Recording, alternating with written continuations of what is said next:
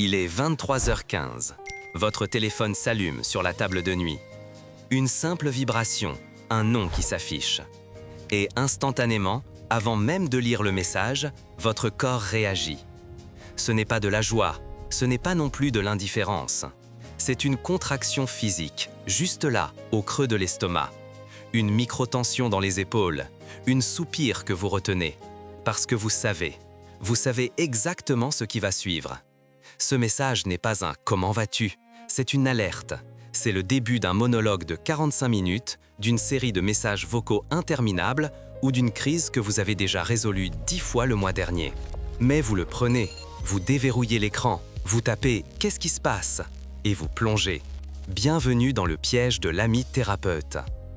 Il existe, dans chaque groupe, dans chaque famille, une personne désignée comme le roc, la valeur sûre. C'est vers vous qu'on se tourne quand le ciel s'effondre. Vous êtes l'architecte des solutions, l'éponge des douleurs, le gardien des secrets. On loue votre écoute. On vous dit « je ne sais pas ce que je ferais sans toi, tu es le seul qui me comprenne vraiment ». Ces mots sont flatteurs, ils ressemblent à de l'amour, ils ressemblent à de la validation. Mais si l'on écoute attentivement, sous la surface de ces compliments, il y a un bruit de fond beaucoup plus sombre. C'est le bruit de votre propre épuisement qui s'installe. Il y a une fatigue très particulière que le sommeil ne répare pas. Ce n'est pas la fatigue de l'effort physique, c'est une saturation de l'âme. C'est la sensation d'être une maison dont la porte est restée ouverte en plein hiver et où tout le monde entre pour se réchauffer en laissant la boue sur le tapis avant de repartir sans jamais demander si vous aviez froid. Aujourd'hui, nous allons parler de ce froid. Nous allons déconstruire pourquoi vous avez accepté ce rôle, le prix biologique et psychologique que vous payez chaque jour et surtout, comment fermer cette porte sans culpabilité? Car la vérité, c'est que vous n'êtes pas fatigué parce que vous en faites trop. Vous êtes fatigué parce que vous donnez trop de ce que vous n'avez plus.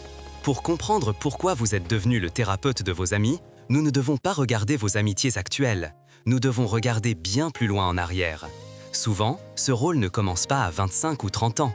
Il commence à 5, 7 ou 10 ans. En psychologie, on appelle cela la parentification. C'est ce qui arrive quand un enfant, par nécessité, doit prendre en charge les besoins émotionnels de ses parents ou de sa fratrie. Peut-être avez-vous grandi avec un parent dépressif, immature ou émotionnellement instable. Peut-être il y avait des conflits constants à la maison et vous êtes devenu le médiateur, le diplomate de l'ombre, celui qui scannait l'atmosphère du salon pour désamorcer les bombes avant qu'elles n'explosent. Très tôt, votre cerveau en développement a enregistré une équation dangereuse, une croyance fondamentale qui dirige encore votre vie aujourd'hui. Pour être en sécurité, je dois être utile. Ou pire, pour être aimé, je ne dois pas avoir de besoins, je dois combler ceux des autres. Vous avez appris à devenir invisible pour vos propres problèmes et hyper visible pour ceux des autres. Vous avez développé une hypervigilance. Vous savez lire une micro-expression de tristesse sur un visage à 10 mètres de distance. Vous sentez le changement de ton dans une voix avant même que la phrase ne soit finie. C'est un super pouvoir, certes. C'est ce qui fait de vous une personne incroyablement empathique. Mais c'est un super pouvoir né d'un traumatisme. C'est un mécanisme de survie. L'enfant qui a dû consoler sa mère ne devient pas un adulte insouciant. Il devient l'ami thérapeute. Il recrée, inconsciemment, la dynamique qu'il connaît le mieux, celle du donneur universel face au preneur universel. Vous attirez les gens en crise non pas par hasard, mais parce que le chaos des autres est un territoire familier pour vous. Vous savez comment naviguer dans la tempête des autres, car c'est là que vous avez appris à piloter votre propre navire. Le problème, c'est que l'enfant a grandi. Vous n'avez plus besoin de sauver vos parents pour survivre. Mais vous continuez à essayer de sauver tout le monde, espérant, secrètement, que si vous en sauvez assez, quelqu'un finira par vous sauver vous. Parlons un instant de ce qui se passe biologiquement dans votre corps quand vous jouez ce rôle. Parce que ce n'est pas juste dans la tête, c'est dans vos cellules. L'être humain est câblé avec ce qu'on appelle des neurones miroirs. C'est ce qui nous permet de ressentir de l'empathie. Quand vous voyez quelqu'un pleurer, une partie de votre cerveau s'active comme si vous pleuriez. C'est normal. Mais chez l'ami thérapeute, le système de filtrage est cassé. Vous n'avez pas de peau psychique. Quand votre ami vous raconte son angoisse pendant 2 heures, votre corps ne fait pas la différence entre son stress et le vôtre. Votre rythme cardiaque s'accélère, votre taux de cortisol, l'hormone du stress, grimpe en flèche. Vous absorbez littéralement l'état nerveux de l'autre. On appelle cela le trauma dumping, le déversement de traumatisme. Imaginez que chaque personne porte un sac de pierres. Quand un ami vient vous voir, il ouvre son sac, prend 3 grosses pierres et vous les tend. Il se sent plus léger, c'est la catharsis. Il repart, soulagé. Merci de m'avoir écouté, ça va mieux. Mais vous restez là avec 3 pierres de plus dans votre propre sac qui était déjà plein. Et comme vous ne vous plaignez jamais, personne ne pense à vous en reprendre une.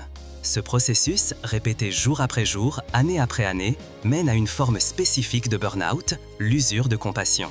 Vous commencez à ressentir des symptômes physiques, maux de tête après des interactions sociales, envie de dormir tout le temps, irritabilité soudaine pour des choses insignifiantes. C'est votre corps qui crie stop. C'est votre système nerveux qui est en surchauffe parce qu'il traite les émotions de 5 personnes différentes alors qu'il est conçu pour n'en gérer qu'une seule, la vôtre. Vous devenez un conteneur de déchets toxiques pour l'entourage. Et le plus tragique, c'est que vous pensez que c'est noble. Vous pensez que c'est ça, être un bon ami. Mais se détruire la santé pour apaiser l'anxiété momentanée de quelqu'un d'autre n'est pas de la bonté. C'est de l'auto-sacrifice.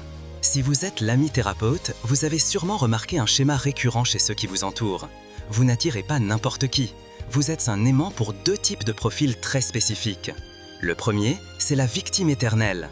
C'est cette personne à qui il arrive toujours quelque chose. Le monde est contre elle. Son patron est méchant, son ex est fou, sa voisine est jalouse. Elle vient vous voir, vous demande conseil. Vous passez des heures à élaborer une stratégie, à la rassurer, à trouver des solutions logiques. Elle hoche la tête, elle dit « tu as raison ». Et la semaine suivante, elle revient avec exactement le même problème. Elle n'a appliqué aucun de vos conseils. Pourquoi? Parce qu'elle ne cherche pas de solution. Elle cherche de l'attention. Elle utilise votre empathie comme une drogue pour apaiser son ego, mais elle ne veut pas guérir. Et vous vous épuisez à essayer de remplir un seau percé. Le deuxième profil, plus dangereux encore, c'est le narcissiste conversationnel.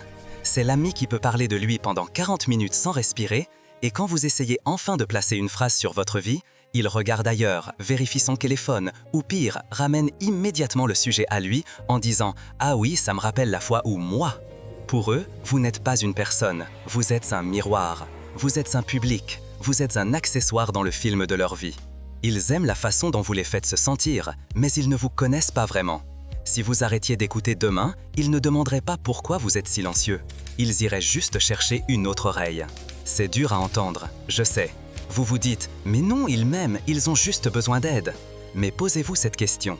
Si vous arrêtiez d'être utile, si vous arrêtiez de répondre aux crises, combien de ces amis seraient encore là pour partager un moment de silence ou pour célébrer une de vos victoires? La réponse à cette question est souvent la source de votre plus grande peur. Nous arrivons ici à la partie la plus difficile de cette analyse. C'est le moment où nous devons retourner le miroir vers vous. Il est facile de blâmer les autres, de dire qu'ils abusent, qu'ils sont égoïstes. Et c'est souvent vrai. Mais une relation est un système à 2. Si ce schéma se répète encore et encore, c'est qu'une partie de vous y trouve son compte. Il y a une part d'ombre dans le rôle de l'ami thérapeute. Être celui qui écoute, celui qui sait, celui qui console, cela donne un sentiment de contrôle. Quand vous vous occupez des problèmes des autres, vous êtes en position de force. Vous êtes le sage, le stable. Pendant que vous analysez la vie de vos amis, vous n'avez pas à regarder le vide, l'angoisse ou la solitude dans votre propre vie. C'est ce qu'on appelle l'évitement par l'altruisme. Tant que vous êtes occupé à éteindre les feux chez les autres, vous n'avez pas à reconstruire votre propre maison. Il y a aussi une forme d'orgueil caché. Une petite voix qui dit « Ils ne peuvent pas s'en sortir sans moi, je suis indispensable ». Cela comble ce besoin profond d'être nécessaire, hérité de l'enfance. Si vous réglez le problème de votre ami définitivement, il n'aura plus besoin de vous. Alors inconsciemment, on entretient parfois cette dépendance. Reconnaître cela ne fait pas de vous une mauvaise personne. Cela fait de vous un être humain complexe. Mais c'est crucial de le voir. Parce que si vous aidez les autres pour fuir votre vie, vous ne les aidez pas vraiment et vous vous perdez vous-même. La vraie question n'est pas « Pourquoi prennent-ils autant ?» mais « Pourquoi est-ce que je donne autant à des gens qui ne rendent rien ?» Ce déséquilibre ne peut pas durer éternellement. Tôt ou tard, le saint qui est en vous commence à se fissurer. Et ce qui sort des fissures, ce n'est plus de la compassion, c'est du ressentiment. Ça commence doucement. Un jour, un ami commence à se plaindre de la même histoire pour la 100e fois et au lieu de ressentir de la peine pour lui, vous ressentez du dégoût. Vous avez envie de lui dire « Mais tais-toi, prends-toi en main !» Bien sûr, vous ne le dites pas. Vous souriez, vous hochez la tête. Mais à l'intérieur, le venin s'accumule. Vous commencez à tenir des comptes secrets. Je l'ai écoutée pendant 3 heures mardi et aujourd'hui, elle ne m'a même pas demandé comment s'est passé mon entretien. J'ai traversé la ville pour l'aider à déménager et il ne répond même pas à mon message. C'est ce qu'on appelle les contrats cover, les contrats cachés. Vous avez signé un contrat dans votre tête qui dit « Si je me sacrifie pour toi, tu devras te sacrifier pour moi ». Mais l'autre personne n'a jamais vu ce contrat, elle n'a jamais rien signé. Elle pense que vous donnez parce que vous aimez donner, pas parce que vous attendez un retour. Ce ressentiment est un poison. Il vous rend cynique, il vous fait vous replier sur vous-même. Vous commencez à ghoster les gens, non pas parce que vous ne les aimez plus, mais parce que vous n'avez plus la monnaie émotionnelle pour payer la transaction. C'est souvent à ce moment-là que l'ami thérapeute s'effondre. Burn-out, dépression, isolement brutal. C'est le moment où le corps dit « Si tu ne sais pas dire non, je vais le dire pour toi en te rendant malade ». Alors, comment on sort de là? Comment on retire la blouse de thérapeute pour remettre le costume d'ami? La première étape est terrifiante, c'est d'accepter de décevoir. Vous devez comprendre que poser une limite, ce n'est pas une attaque, c'est un acte de respect envers soi-même. Dire « je ne peux pas t'écouter ce soir, je suis vidé, mais on en parle ce week-end », ce n'est pas de l'égoïsme, c'est de l'honnêteté. Si vous commencez à poser ces limites, 2 choses vont se passer. Premièrement, vous allez ressentir une culpabilité immense, atroce. Votre cerveau va vous hurler « tu es méchant, tu l'abandonnes, il va te détester ». C'est normal, c'est le sevrage de votre ancienne identité. Laissez la culpabilité être là, mais ne lui obéissez pas. La culpabilité est le signe que vous faites quelque chose de nouveau, pas quelque chose de mal. Deuxièmement, le tri va se faire naturellement. Les amis qui vous aiment vraiment vont comprendre. Ils vous diront « pas de souci, repose-toi ». Mais les vampires, les narcissiques, ils vont se mettre en colère. Ils vont vous dire que vous avez changé, ils vont essayer de vous culpabiliser. Et c'est une excellente nouvelle. Leur réaction est la preuve que vous aviez raison de poser une limite. Laissez-les partir. Vous ne perdez pas des amis, vous perdez des charges. La véritable amitié est un échange. C'est une partie de tennis. Parfois on envoie la balle, parfois on la reçoit. Si vous êtes le seul à envoyer des balles contre un mur, vous ne jouez pas, vous travaillez. Imaginez maintenant votre énergie comme une maison.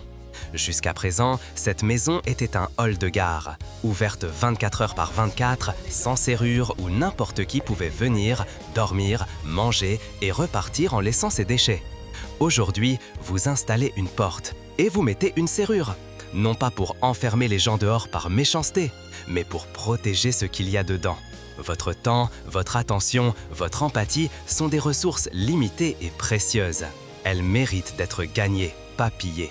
Vous avez le droit d'être celui qui ne sait pas. Vous avez le droit d'être celui qui va mal. Vous avez le droit d'être irrationnel, fatigué, indisponible. Vous avez le droit d'être le mauvais ami pendant une soirée si cela signifie être un bon ami envers vous-même. En récupérant cette énergie, vous allez découvrir quelque chose d'étrange. Vous serez un meilleur ami. Parce que quand vous choisirez d'écouter, vous le ferez vraiment, avec le cœur, pas par obligation. Votre présence aura plus de valeur parce qu'elle sera devenue rare. Alors, la prochaine fois que ce téléphone vibre tard le soir, la prochaine fois que vous sentez cette lourdeur dans la poitrine, rappelez-vous que vous n'êtes pas un service d'urgence, vous n'êtes pas une poubelle émotionnelle. Vous êtes un être humain qui a le droit d'exister sans servir. Laissez le téléphone sonner. Respirez. Ce soir, la seule personne que vous devez écouter, consoler et sauver, c'est vous-même. Prenez soin de votre silence. Si vous cherchez la vérité derrière le masque, si vous refusez d'être une marionnette, abonnez-vous.